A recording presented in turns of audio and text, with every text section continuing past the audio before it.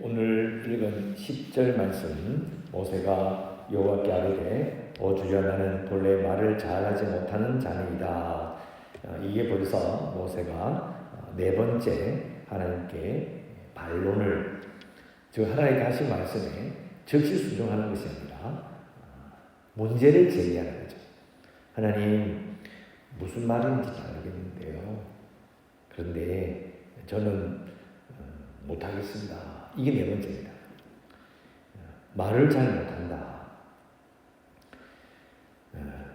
어떤 면에서는 이건 빈말이 아닙니다. 뒤에 보면 이제 하나님께서 이제 아론이 말을 잘하는 내가 안다라고 말씀하시는 것처럼 정말 모세가 말을 잘 못했을 수도 있습니다. 말을 잘 못한다라고 기록되어 있는 건 아닌데, 그러나 아론과 비해보면 아마 모세는 조금 언변이 부족했을 수도 있습니다. 근데 이 부분이 잘 생각해보면 우리도 하나님의 일을 하거나 목사 일을 하거나 아니면 직분을 가지거나 아니면 여러 가지로 살아갈 때에 모세와 비슷한 말을 할 때가 있습니다. 하나님, 내가 이것들은 못하겠는데요, 이런 문제가 있습니다. 근데 그게 거짓말이 아닌 겁니다. 맞잖아요. 우리가 하나님 나라를 위해서, 하나님의 영광을 위해서, 뭔가 좋은 일을 위해서 내가 쓰임 받겠다고 생각할 순간에 끼어드는 마음이, 사실 이 모세처럼 사실 나 이거 못하잖아, 이거 없잖아, 이거 할 수 없잖아, 이런 핑계를 댈 수 있습니다. 우리는 핑계를 댄다는 그 말을 거짓말을 하거나 좀 딴소리를 하거나 이런 느낌을 받는데, 아니요, 사실을 말하는 겁니다. 모세도 그랬습니다. 정말 능력이 부족했던 겁니다. 말을 잘 못했어요.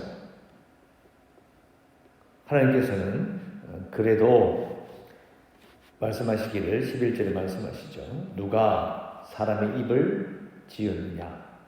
누가 말 못하는 자나 못 듣는 자나 눈 밝은 자나 맹인이 되게 하였느냐? 나 여호와가 아니냐? 모세는 여전히 자기 자신에게 초점을 두고 있어요. 내가 말해야 되고, 내가 나가야 되고, 내가 앞서는 생각을 정말 많이 합니다. 반대로 모세가 밑에 있는 이스라엘 백성들도 어떻게 할까요? 이 뒤에 이제 모세가 이스라엘 백성들을 이끌고 나갔을 때 생기는 문제와 비슷한 겁니다. 모세가 모세 자신만을 기준으로 생각해서 내가 이거 못하고 내가 저거 못하고 생각하는 것과 똑같이 이스라엘 백성들도 하나님을 보는 것이 아니라 지도자를 보면서 생각하는 거죠. 저 지도자는 이걸 못하고 저걸 못하고 이게 부족하고 좀 이렇게만 해보지, 이런 생각을 가져요. 하나님을 잘 보지 않는 겁니다. 사실은 똑같아요. 모세는 모세대로 자기의 그 책임을 다진다는 게 부담스러운 것이고, 또 이스라엘 백성들은 이스라엘 백성대로 사람을 보고 실망하고 사람을 비판합니다. 근데 하나님은 생각지는 않습니다. 심지어는 모세 같은 경우에는요, 물론 이스라엘 백성도 마찬가지고 하나님의 말씀을 직접 들었잖아요. 아닌가요? 자기 책을 보고 아니면 기록을 보면서 이렇구나, 이런 거 아니잖아요. 또 음성만 들은 것도 아니고 자기가 지금 신기한 일들을 보고 불타는 떡이나무, 불이 붙었는데 타지 않는 나무와 앞에서 하나님 음성을 들었고, 백성들 앞에 가서 이렇게 기적을 해결하고 다 보여주고, 근데 안 되잖아요. 그럼 이스라엘 백성들은 10가지 재앙을 체험하고 홍해를 가로 건너서 가면서도 안 돼요. 정말 이상하지 않습니까? 결론은 초점이 사람이기 때문입니다. 자기 자신을 보는 거죠. 그리고 마찬가지로 또 사람을 보고 있는 겁니다. 하나님을 보는 겁니다. 물론 저렇게 이렇게 설명한 저도 제 눈에 보이는 것은 하나님이 아니라 사람이고, 제가 초점을 맞추는 것은 하나님보다는 제 자신일 경우가 너무 많습니다. 우리 깊이 생각해봐요. 과연 우리는 어떤 길을 가고 있는 건지, 과연 우리는 모세와 같은 생각으로 갇혀 있는 건 아닌지를 항상 고민해야 합니다. 어떤 면에서는 모세는 지금 자기 자신에게 이 일을 하라고 하나님께서 이렇게 책임을 지운다는 그 느낌으로 부담스러워 할 수 있는데요. 근데 반대로 생각하면 모세를 보지 않고 하나님을 딱 보면요, 지금 하나님께서 혼자서 일하시는 겁니다. 다 책임져 하시는 분은 사실 하나님이시죠. 하나님께서 모세와 같은 자를 들어서 쓰시는 겁니다. 그러니까 일을 우리가 모세가 한다고 생각하지 말고 하나님께서 혼자서 이 모든 일을 잘 감당하겠다라고 지금 하고 계신다라는 관점으로 봐야 될 필요가 있습니다. 우리는 하나님께서 능력이 많으시니까, 하나님이시니까 뭐 그게 뭐가 됐으냐. 물론 하나님께서 어려웠다, 힘들었다 그런 말을 하고자 하는 게 아니라, 모세의 입장에서 이 엄청난 일들, 이게 중요한 게 아니라 하나님께서 이 모든 걸 다 관장하셨어요. 다 하신다는 거예요. 그 관점을 바꾸는 게 필요해요. 관점을 바꾸더라도 어떻게 해 나가신 데서 우리가 다 이해하지 못할 수도 있고, 우리의 생각에 1, 2, 3, 4 이렇게 진행이 돼야 되는데 그렇게 안 될 수도 있습니다. 그러나 제가 계속 설교하고 계속 말하고 계속 느끼는 것은, 우리의 보는 이 관점을 바꾸지 않는 한 우리는 이해할 수 없습니다. 영적으로 나아질 수 없습니다. 계속 모세처럼 생각하는 겁니다. 내 모세처럼 생각하고 아론처럼 생각하고 이스라엘 백성들처럼 계속 생각하는 한 우리는 출애굽기에 나오는 모세의 이 마음과 이스라엘 백성들의 행동을 똑같이 반복합니다. 변화된다, 바뀐다, 달라진다, 더 나아진다, 이 모든 것은 다른 게 아니라 관점이 바뀌는 겁니다. 생각하는 게 바뀌는 방법 외에는 없습니다. 그러니까 의식을 바꿔야 되는 거지 다른 걸 바꾼다 되는 게 아닙니다. 모세에게 능력을 주고 모세에게 기적을 보여주고 이렇게 해도요 안 되잖아요. 그걸 왜 된다고 생각합니까? 왜 능력 받으면 된다고 생각합니까? 왜 기적을 행할 수 있으면 다 된다고 생각합니까? 안 되잖아요. 그건 저희 주장이 아닙니다. 모세가 그랬잖아요. 이스라엘 백성이 그랬습니다. 변화되지 않습니다. 근데 하나님은 모세의 모습을 보면서 11절 잘 보시면요, 또 반복되는 단어가 보이죠. 제가 항상 강조하듯이 반복되는 단어가 뭔지를 봐야 한다. 11절에 뭐가 반복됩니까? 누가 사람의 입을 지었는가? 누가 말 못하는 자나 못 듣는 자나 눈 밝은 자나 맹인이 되게 하였느냐? 나 여호와가 아니냐? 누가 지금 내가 누군지를 아느냐? 관점을 모세 자신의 처지보다는 하나님께 지금 대화하고 있고 이 일을 지시하는 내가 누군지 네가 아느냐? 좀 짜증이 섞이는 말투입니다. 짜증이 섞이면서 하나님 자신께서 이 모든 것을 이끄심을 분명히 다시 한번 강조합니다. 그 12절에 이제 가라 내가 너의 입과 함께 있어서 할 말을 가르치리라. 12절 이 한 절이 선지자의 역할에 대해서 강조하는, 선지자가 뭘 하는지에 대해서 그 역할을 말하는 중요한 구절입니다. 하나님께서 할 말을 가르친다. 이 말을 가서 하라 하고 말할 수 있도록 도우는 거죠. 이게 이제 하나님의 말씀을 받은 자, 선지자라는 말보다는 정확히 말하면 예언자라는 말이 맞다는 게 여기서 나옵니다. 예자가 미리 한다는 뜻도 있어요. 선지자랑 비슷한데 한자로 제가 말씀드린 적 있죠. 맡을 예자라고요. 하나님께서 가르치시는 거예요. 가서 이걸 이야기하라. 말씀을 받아서 맡아서 전하는 거예요. 그래서 맡아서 말하는 자, 예언자가 정확하게 맞는 겁니다. 예상할 예자가 아니고 미리 예자가 아니고 맡을 예자가 맞는 겁니다. 말씀을 맡아서 전하는 거죠. 그리고 13절 모세가 이르되 오주여 보낼 만한 자를 보내소서. 다섯 번째 반론 거부입니다. 이까지 다섯 번이나 하나님의 일에 자신의 능력이 필수다. 나는 못하겠습니다. 나는 보내실 만한 자가 아닙니다. 이 정도 되면요, 이건 겸손이 아니고요, 주저하는 정도가 아니라 심리적인 병입니다. 병을 가지고 있는 병. 안 돼. 제가 저번주에 말씀드렸죠. 주일 새벽에도 말씀드렸고, 40년을 게르솜 하다 보면 사람이 쪼그라들어가지고 말라 비틀어져. 안 됩니다. 우리가 그래서 모세를 잘 생각해 보면, 이 대화 장면을 잘 생각해 보면 우리가 얼마나 연약한지에 대해서 정말 절감하게 됩니다. 사람이 정말 약하구나. 사실은 우리가 모세를 부르신 것처럼 우리에게 지금까지 그렇게 많은 기적들과 은혜를 베푸셨음에도 불구하고 우리는 여전히 주여 좀 할 만한 놈을 좀 쓰세요. 좀 할 수 있는 사람을 쓰세요. 왜 자꾸 내게 이런 마음을 가지고 살았는지도 모릅니다.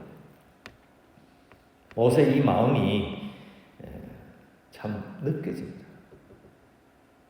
우리도 참 비슷하겠구나 그런 생각을 할 때가 있습니다.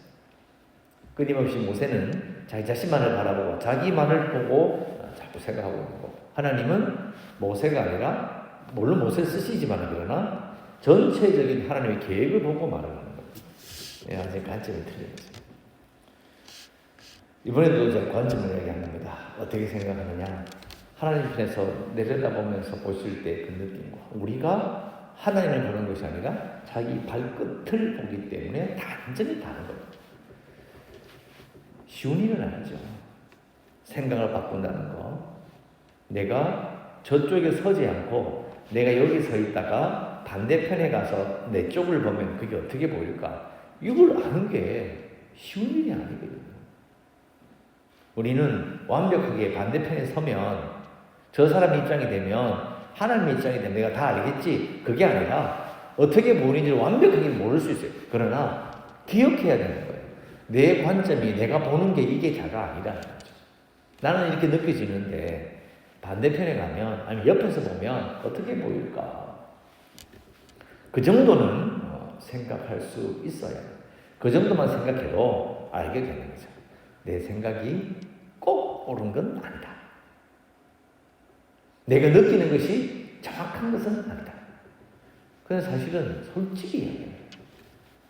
한 1년, 2년 지나고 나면, 10년 지나고 나면 기억나지도 않을 그런 결정들, 고집을 우리가 안 피우나요? 지나가면 아무것도 아니에요. 그때 내가 왜 그랬지? 그거 참 바보 같은 소리를 해요. 차마 말을 못하게 나 지나갔다고 했어. 아무것도 아니에요. 그런 일들이 얼마나 많아요. 아마 모세도 하나님 앞에서 5번이나 말을 듣지 않았던 그때를 기억하며 충분히 그랬을 수 있습니다. 부끄러웠어요. 5번의 이 말에도 하나님은 꼭 참으시다가 결국은 14절 이후로 여호와께서 모세를 향하여 노하여 이르시되, 하나님께서 화를 내셨는데 살아남은 자는 모세가 유일한 것 같습니다. 한 사람을 향하여 화를 내시는 거죠. 레위 사람 내 형 아론이 있지 아니하냐? 그가 말 잘하는 것을 내가 아노라. 그가 너를 만나러 나오나니 그가 너를 볼 때에 그의 마음에 기쁨이 있을 것이다. 결국은 이제 14절에서 17절 말씀 보고 앞에 5번이나 하나님의 말씀에 반론을 제한 거 보면요, 5번을 끝나는 것은 모세가 순종해서 그런 게 아니고요, 하나님께서 그만둔 겁니다. 그냥 밀어붙여요.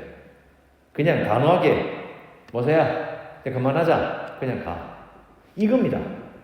입 다물고 이제 떠나.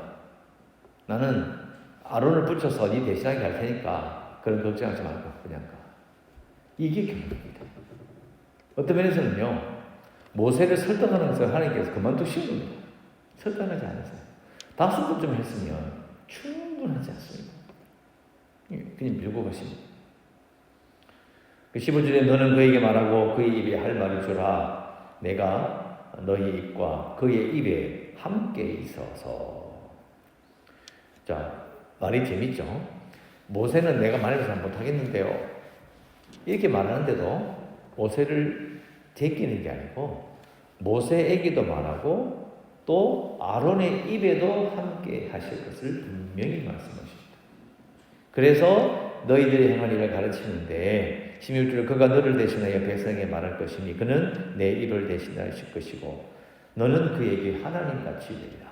그러니까 정확히 말하면 이렇습니다. 하나님이 있고 그 밑에 하나님 말씀을 받는 모세가 있고 모세 밑에 아론이 있는 거예요. 위기가 분명합니다. 모세와 아론이 동등하게 하나님 앞에 서는 게 아니고요. 아론이 모세 밑에 갑니다. 나와 있잖아요. 너는 그에게 하나님같이 되리라. 체계를 딱 세워주십니다. 이렇게 갈 거니까 이렇게 해라. 정확하게 말씀하십니다. 모세가 토를 하는 법이 없어요. 밀어버려요. 하나님께 밀어버리시죠. 단지 모세가 워낙 부담을 느끼니까 사실은 아론을 붙여서 모세의 부담을 덜어주십니다. 참 그 화를 내시는 중에서도 또 밀어붙이는 게 느껴지지만 그래도 모세를 데리고 일하시려는 하나님의 배려가 엿보입니다. 17절 마지막으로 너는 지팡이를 손에 잡고 이것으로 이적을 행할지니라. 자, 이 부분을 봤을 때에 지팡이를 가지고 또 이렇게 나가서 이제 뱀으로 바꿨다가 또 그 지팡이를 이적을 많이 행하잖아요. 많이 행하는데 가만 생각해 보면 이 지팡이가 사실은 지팡이만 보면 말라빠지는 그냥 지팡이 의미가 뭐예요? 죽은 나무잖아요. 살리는 나무 아닙니다. 죽은 나무잖아요. 사람이 들고 다니는 끌어내서 들고 다니면 편하게 가지 쳐버리고 다듬어서 들고 다니는 그 죽은 나무죠. 죽은 나무로 바로를 그리고 기적을 행합니다. 바로를 길을 죽이고 기적을 행합니다. 그러니까 이게 느껴지는 거예요. 모세가 바로 말라빠진 죽어버린 나무 같은 지팡이 같은 것이 바로 모세예요. 모세가 그 자신이 지팡이 같은 자신이 하나님께 사용된다는 그 비유를 이 상징을 느끼게 합니다. 우리도 비슷한 거예요. 우리가 모세다 이렇게 말하기는 조금 그렇지만 왜냐하면 너무 이제 상황이 틀리지만 그러나 하나님 보시기에는 우리도 모세와 같이 은혜를 아무리 베풀고 기적을 보여주려 해도 결국 느낌이 보낼만한 자를 보내소서 이렇게 말할 수밖에 없는 똑같은 인간입니다. 하지만 쓰시잖아요. 우리도 내가 말라 빠졌는데 내가 지팡이에 불과한데 뭐 길이가 짧은데 뭐 굵은데 얇은데 이런 핑계를 댈 수 있습니다. 진짜 얇고 진짜 짧고 진짜 말라 비틀질 수 있는 건 맞아요. 중요한 것은 하나님이 하시는 일에 사용하시겠다는 거죠. 그래서 우리는 하나님께서 우리를 사용하신다고 해도 또 모세도 마찬가지고 누구든 그렇다고 해서 우리가 말라빠진 지팡이가 갑자기 화려한 금으로 만들어지는 그런 걸 바뀌는 게 아닙니다. 그냥 사용하시는 거예요. 기억하십시오. 우리는 교만할 수가 없어요. 자, 이런 모세에 대한 이야기 하나님께서 이 모든 부분을 혼자서 일하시는 부분도 내일 진행되니까 또 보도록 하고요. 우리가 기도할 수 있는 것은 말라빠진 지팡이와 같은 나를 사용하여 주시길 원합니다. 이렇게 기도할 수 있겠습니다. 말라빠진 지팡이와 같은 나를 사용하여 주소서라고 기도하시고 교회가 명예를 회복할 수 있도록 구원의 방주가 될 수 있도록 기도하시고 또 코로나19 또 극복을 위해서 또 재개발을 위해서도 그리고 연약한 성도들과 그리고 주일학교 아이들 선교지를 기도하시고 오늘도 안전하게 주의 은혜 가운데 살아가시기를 주의 이름으로 축원합니다. 기도하겠습니다.